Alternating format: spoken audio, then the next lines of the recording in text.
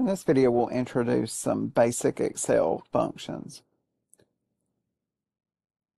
So in this example, we've got exam scores, and I want to sum them up and then average them.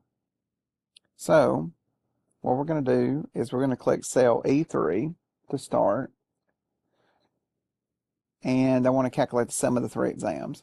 So I'm going to start the formula with the function. I'm going to hit insert function, the fx right here, and you'll get a figure to pop up.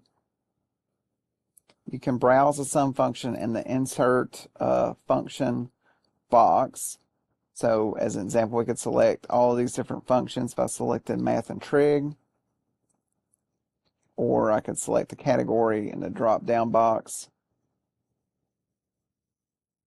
I could also choose sum for the select the function. I'll then click OK, and then it's going to populate potential numbers to use.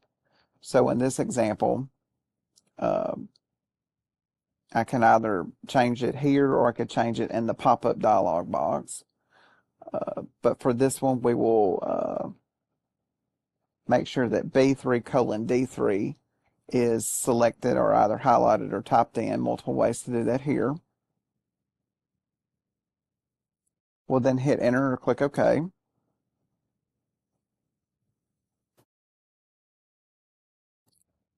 So there's my sum there. So then I'll bottom right black cross and send that down. For the next one, I'm going to do F3. I could repeat the process, or in this example, fortunately, the average function in Excel is just equal average. So I can type that in if you know it, and it'll pop up. Open parentheses, highlight the data you want from B3:D3 again, end the parentheses, and hit enter. And then bottom right black cross and fill in those functions there. So you can use functions. If you know the function, you can type it in. You can use FX and search for it. There's also the formula tab where you could look at it via that menu as well.